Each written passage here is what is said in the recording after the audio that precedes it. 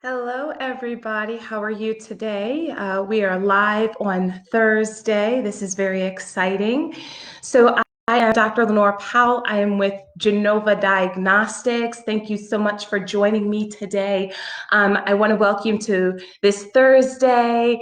This is the first week of May. It is Teacher and Nurse Appreciation Week, and I come from a family of many educators, and I understand firsthand the many challenges that they actually face.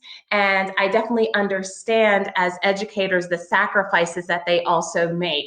And for our nurses, I don't know if we can say enough about them at this time for really being on the front line, helping us to manage this pandemic. I just cannot express how grateful we are to you, and a big round of applause for all teachers and nurses, definitely. Oh, I can't forget, Sunday is Mother's Day. So not happy birthday, happy Mother's Day to you. Yes, I wanted to be an aspiring singer, and yeah, I'll just stay in my lane. Don't worry about it. But I want to know, how are you guys liking these little pieces of information? We're covering GI, we're covering nutrition testing.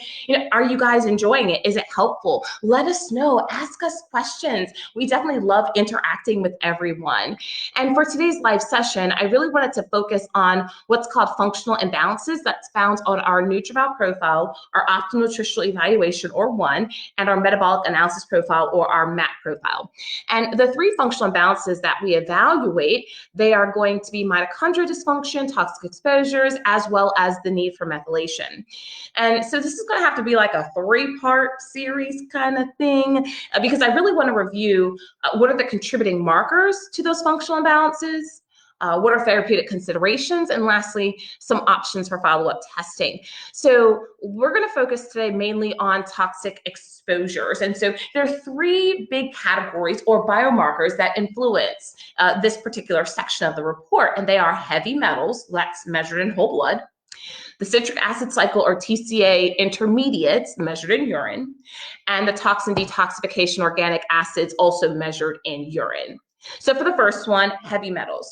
So heavy metals contributes to the toxic exposure imbalance markers, specifically lead, which is found in drinking water or old leaded objects or painted objects, and even pesticides. Mercury, found in shellfish and seafood, also dental amalgams. Antimony, found in flame retardant textiles as well as rugs and carpets. And arsenic, which is found in shellfish, seafood, and pesticides. And lastly, cadmium, also found in soil and organ meats and paint pigments as well.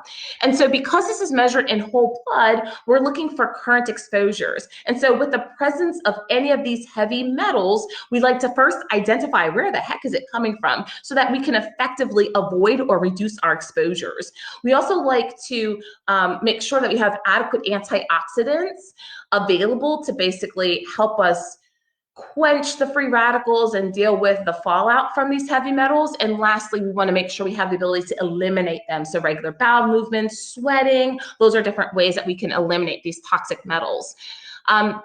The second one was the TCA, or the citric acid cycle intermediate. So 2 weeks ago, if you remember, I really spoke about organic acids, how we arrive at nutrient recommendations by looking at hiccups or inefficiencies in these various pathways.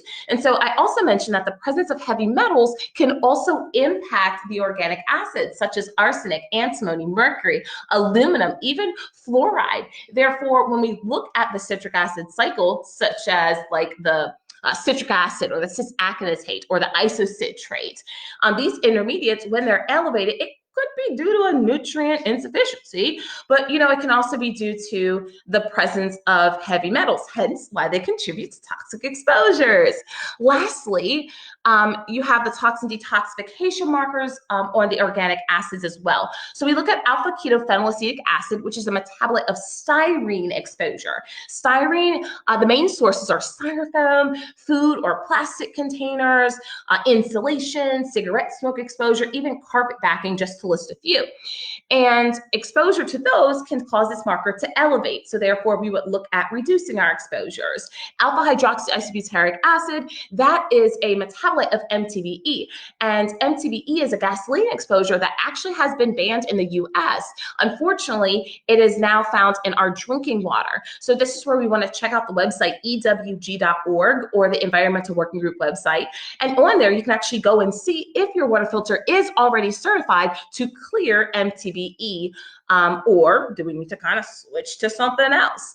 And then lastly, we have erotic acid and glutamic acid, which are both markers that are indicators for needing additional detoxification support when they are elevated. So we're still in this stay safe, collect at home initiative.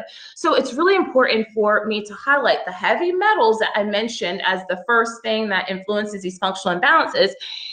They're measured on the NutrEval profile, which does require a blood draw. But the other two categories I mentioned, they're measured in urine. So you can do the MAP or the ONE profiles and still get really valuable information. So we did receive a really good Facebook question I wanted to address, and it asked about blood testing facilities. And so this is really going to depend on your city's ordinances at this moment. So please call your local health departments or local health government, whatever that might be for you, and see if you are considered an essential business, if you're able to be open to see patients and do blood draws, or what facilities are, or when can you. We want to make sure as healthcare providers that we are staying in compliance, basically, with what's going on. So regarding follow-up testing options for these toxic exposures. So I first start with like a screening questionnaire. I want to know, what are your hobbies? What is your occupation? Because some of these can even be occupational exposures. We want to know your house, the age of your house. How's your quality of your drinking water? All of these are going to play a potential role into why we might have increased exposure to some of these, or basically the presence of heavy metals. You can also consider testing. We do offer the comprehensive urine element profile, or the CUEP profile, as well as a toxic element clearance profile that's both measured in urine, and you can use these tests to help you assess what's really going on. What really are you exposed to? So that's going to be the end of that first section of this series. So if you want to know more about how we're supporting our clinicians through telemedicine, please contact customer service at 1-800-522-4762, or you can go on the website, www.gdx.net, to learn more. I hope you guys have an absolutely wonderful, wonderful, wonderful day. And I wanted to thank everybody who's tuning in today. I really appreciate it. Well, we have no comments or questions, so I'm going to go ahead and end the video there. But again, we want to thank all of our teachers. We want to thank all of our nurses, as well as happy Mother's Day to my fellow mothers. Y'all have a good one. Bye.